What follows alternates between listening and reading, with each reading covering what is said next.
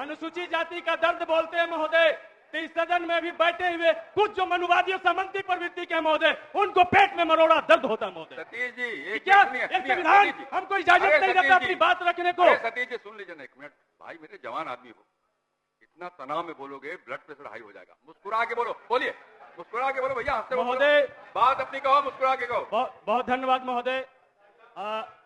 हमें यकीन है महोदय कि हम कितनों भी कस के बोलेंगे महोदय तो ये वाला नस नहीं फटेगा महोदय।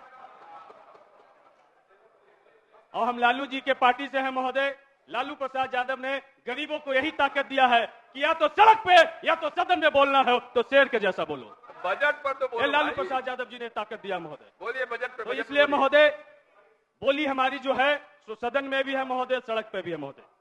इसलिए महोदय हम कहना चाहते हैं, बजट प्रत्येक साल पेश की जाती है, लेकिन इस बार का बजट बड़ा अनोखा है। हम सब लोग पहली बार बहुत सारे नए सदस्य चुन करके आए। हम लोगों ने अम्बेडकर, लोहिया, कर्पूरी के विचारधारा को पढ़ा, समझा और उसके रास्ते पर संघर्ष करके यहाँ तक आए। लेकिन जिस तरीके से विधायक बनने के बाद जो हम कुर्ता सिलवाए थे महोदय, वो कुर्ता भी नहीं हम बदले की सरकार 2 बार बदल गई। ये स्थिति है सरकार की महोदय। वो लगता है कि लोहिया क्या सोचते होंगे, अंबेडकर क्या सोचते होंगे और कर्पूरी क्या किस तरह का लोकतंत्र की परिकल्पना की होंगे महोदय। कर्पूरी ठाकुर जी को भारत रत्न दिया गया, लेकिन महोदय उनके विचारधाराओं को तिलांजलि देने के बाद ऐसा किया गया। इसलिए महोदय बजट पे हम बोलते हुए क्या बोलेंगे? बजट पे तो हम यही बात बोलेंगे महोदय कि बजट बेचारा बोल रहा है, क्यों है आप उदास? मैं आयु का खास हूं, गांधी जी का दास, लंगोटी पहना दूंगा, लंगोटी पहना दूंगा। ये सबको लंगोटी पहनाने की तैयारी चल रहा है महोदय। ये सबके जो कमाई है महोदय, आम आदमी की कमाई कहां जा रही है बजट में दिख नहीं रहा महोदय। रोजगार, अस्थायी रोजगार का कोई उपाय बजट में नहीं दिख रहा महोदय। और साफ साफ कहना चाहते हैं महोदय कि बजट इस बार लगभग टोटल जो बजट है महोदय 2,42,992 करोड़ रुपए का बजट पेश किया गया महोदय। इस 2,82,900 सही बात है, वित्त मंत्री महोदय ने हमें करेक्ट किया महोदय, बोलने दीजिए। लेकिन महोदय इस बीच में एक और बात हुई है कि बोलने दीजिए महोदय। विजय चौधरी जी यहां पर हैं। जाति आधारित गणना का आंकड़ा भी सार्वजनिक किया गया महोदय, और इस आंकड़े के माध्यम से महोदय आंकड़ा साफ साफ कहता है कि अनुसूचित जाति की संख्या आंकड़े के अनुसार जो 16% थी वो 20% हो गई, जनजाति की जो 1% थी वो 2% हो गई महोदय। लेकिन क्या इस बजट में वो चीज दिखाई पड़ता है जो नीतीश कुमार जी कहते थे कि जिसकी जितना संख्या भारी उसकी उतनी हिस्सेदारी हम देने का काम करेंगे? तो पिछले बार भी महोदय अनुसूचित जाति का जो बजट था महोदय 1802 करोड़ रुपए का था, और इस बार भी महोदय 1805 करोड़ रुपए का। तो आबादी महोदय 25% बढ़ा और बजट बेचारा वहीं के वहीं रह गया महोदय। तो कैसे अनुसूचित जाति का विकास होगा महोदय? कैसे उसके डेवलपमेंट की तरफ बढ़ेंगे महोदय? ये सबका साथ और सबका विकास कैसे हो सकेगा महोदय कि सिर्फ नारा में ही रह के बंद रह जाएगा महोदय? मामला यह है महोदय। दूसरी तरफ महोदय हम ये कहना चाहते हैं महोदय कि जो बजट जो जिस तरफ से इशारा कर रहा है वो कह रहा है महोदय कि मुद्रा कोष की नीति यही है और विश्व बैंक का नारा पीढ़ी का भी दाम बढ़ेगा और रेल का भाड़ा कि सबको सहना होगा, भाई नहीं कुछ कहना होगा। कहाँ रेलगाड़ी है? अरे तो बिहार के बजट पढ़ना बोलिए। रेल का मतलब महंगाई है महोदय, रेल का मतलब निजी हाथों में बेचना है महोदय, रेल का मतलब बिहार के बजट पे बोलिए, कम है बिहार महोदय। के बजट पे बोलिए, इधर तो भटकने का एकदम बिहार का ही बजट, बिहार के लोगों का भी भाड़ा से मतलब है ना महोदय। बिहार के लोग भी तो भाड़ा रेल का देते हैं कि नहीं महोदय? आज का बजट रेल पर नहीं है, 50 बिहार रुपए सरकार के बजट पर है। 50 रुपए का प्लेटफॉर्म टिकट कटवाना पड़ता है ना महोदय। ये बिहार के लोग पर भी इस प्रकार बिहार के बजट पे बोलने के लिए विषय नहीं है क्या? तो महोदय बोलिए बोलिए। तो इसलिए महोदय आप बहुत सीनियर सदस्य महोदय, आपका संरक्षण चाहिए महोदय। और हम चाहते हैं महोदय कि जो अनुसूचित जाति का जो बजट है महोदय, क्योंकि सबसे आज भी आजादी के 75 साल बाद सबसे हाशिए पर कोई है तो अनुसूचित जाति है, अनुसूचित जनजाति है महोदय। आज भी उनके शरीर पर पेशाब करने में भी कोई परहेज नहीं करता महोदय। आज भी बिहार के मुख्यमंत्री, पूर्व उप मुख्यमंत्री आदरणीय जीतन राम मांझी जी के मंदिर में जाने पर महोदय मंदिर को धो दिया जाता है महोदय। और यदि वो सच्चाई बोले तो उनको जीभ काटने के लिए 10 करोड़ रुपए का इनाम घोषित कर दिया जाता है। तो इसलिए महोदय, अनुसूचित जाति किस हाशिए पर है, इस बात की परिकल्पना आज इससे की जाती है। तो वित्त मंत्री जी यहां पर हैं महोदय, और अनुसूचित जाति के विकास किए बगैर इस राज्य का, इस देश का विकास नहीं हो सकता महोदय, ये हम बोल सकते हैं महोदय। इसलिए बहुत सारी वित्त मंत्री जी ने अभी निर्णय लिया है बहुत सारे विभाग का समीक्षा का महोदय। हम कहना चाहते हैं, जब से हम होश संभाले महोदय, या तो कल्याण मंत्री जीतनराम मांझी जी हुए महोदय, या तो फिर उनके बेटा संतोष मांझी जी हुए महोदय, और उस छात्रावास से हमारा ताल्लुकात रहा महोदय। और संजोग से जीतनराम मांझी जी की जो कमेटी अनुसूचित जाति जनजाति कल्याण समिति, उस समिति के हम मेंबर भी हैं महोदय। उनके साथ पूरा बिहार घूमने का हमको मौका मिला महोदय, लेकिन बिहार का एक ऐसा छात्रावास नहीं मिला जहां पे जीतनराम मांझी और कमेटी के लोग बैठ करके बच्चों के साथ में भोजन कर सके। ये जानवर वाला भोजन आज भी उनको परोसा जा रहा महोदय। इसलिए महोदय, ये इस तरीके और इस बात की सर रिपोर्ट महोदय कमेटी के माध्यम से हम लोगों ने सरकार को भी भेजा महोदय। देख लेंगे, और देख लेंगे। दूसरी बात महोदय हम बताना चाहते हैं महोदय, हम देखेंगे। गया जिला से हम आते हैं महोदय, मखदूमपुर से हम विधायक महोदय। गया जिला में 18-19 का जो वित्तीय वर्ष था महोदय, उसमें 34 करोड़ रुपए की अवैध निकासी बगैर ट्रेजरी के स्वीकृति के की गई महोदय। एक कमेटी के माध्यम से जांच कराई गई महोदय, उसमें डीडब्ल्यू को तो सस्पेंड किया गया महोदय, लेकिन उस समय के तत्कालीन मंत्री पर किसी तरह का कोई कार्रवाई नहीं किया गया महोदय। यदि वित्त मंत्री जी में, मुख्यमंत्री जी में समीक्षा ही करना महोदय, तो सबसे पहले कल्याण विभाग के समीक्षा की जाए कि आखिर दलितों की स्थिति क्यों नहीं बदली, आखिर क्यों नहीं बदली महोदय, इस बात की समीक्षा होनी चाहिए। हमें चाहते हैं कि यहाँ पर सरकार बैठे हैं और इस तरफ उनको लेके जाना चाहिए महोदय। रही बात इस महोदय,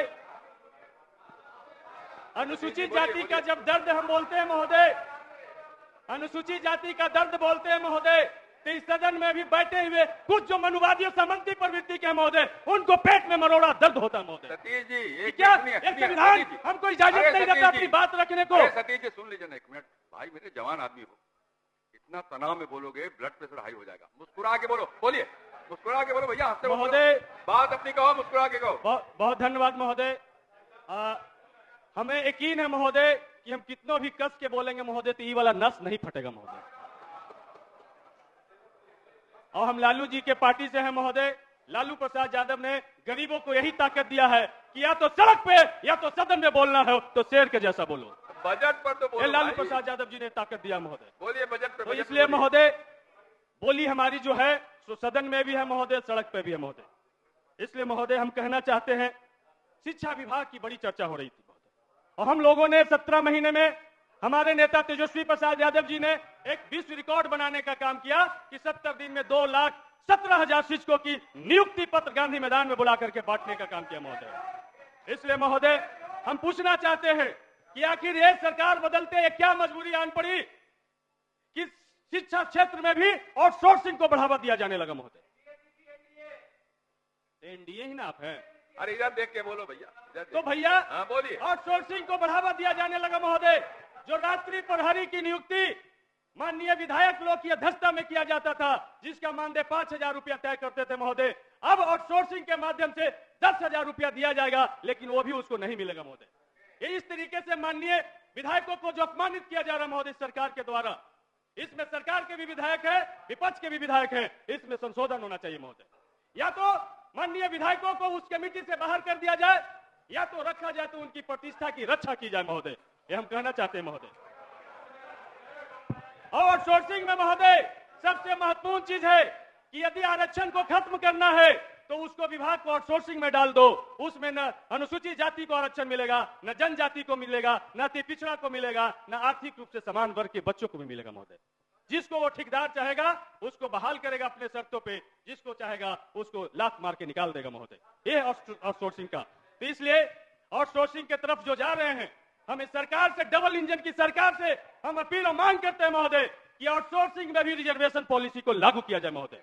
बगैर रिजर्वेशन पॉलिसी के आउटसोर्सिंग कहीं भी मजदूरों को हित कर नहीं हो सकता महोदय, सभी वर्ग को समान अवसर नहीं दे सकता महोदय। इसलिए आउटसोर्सिंग में भी रिजर्वेशन को लागू किया जाए महोदय। और आउटसोर्सिंग तो हम लोग पछताना है, उसको खत्म किया जाए महोदय। और बाकी दूसरी तरफ महोदय जदयू के साथी लोग बैठे हैं, बहुत वो आंदोलन किए, बाबू जगजीवन राम छात्रावास को जब बंद किया जाने लगा, खत्म किया जाने लगा, तो क्या यकीन करें कि अब डबल इंजन की सरकार बनी है तो अब देश में बाबू जगजीवन राम छात्रावास को नहीं बंद किया जाएगा? क्या यकीन करें कि बाबू जगजीवन राम छात्रावास जहां और नहीं खुला है वहां पे खोलने की व्यवस्था की जाएगी? इसलिए महोदय सरकार में आना और जाना ये लोकतंत्र की खूबसूरती है महोदय। लेकिन जिस मुद्दे को लेकर के आप संघर्ष करते हैं, जिस मुद्दे से आप अपनी पहचान बनाते हैं महोदय, यदि उससे कोई समझौता कर लेता है महोदय तो इतिहास उसका भी लिखा जाता है महोदय। इसलिए हम कहना चाहते हैं महोदय कि पूरे बिहार में जो हमने कहा था कि मांझी जी का जो कल्याण विभाग रहा है, उस विभाग की समीक्षा होनी चाहिए महोदय। आज वहां पे जो स्थिति है आउटसोर्सिंग से, जो वहां पे रात्रि प्रहरी या तो गार्ड बहाल किए जाते हैं महोदय, रसोईया बहाल किए जाते हैं। शर्मनाक स्थिति जब आया, जब मांझी जी के सामने आकर के वो बोल रहे थे कि हमरा तो 2600 रुपया पे मिला हो, हमरा तो 3200 रुपया मिला हो, कुछ उपाय करूं हमारे बाल बच्चा के पेट न चला। तो क्या इसी तरह का आउटसोर्सिंग की परिकल्पना हम लोगों ने किया था? क्या इसी तरीके का हम लोगों ने व्यवस्था चाहा था कि मजदूरों को आउटसोर्सिंग से माध्यम से उनको हम काम देंगे, लेकिन 3200 और 2600 रुपया में हम उनको काम देंगे?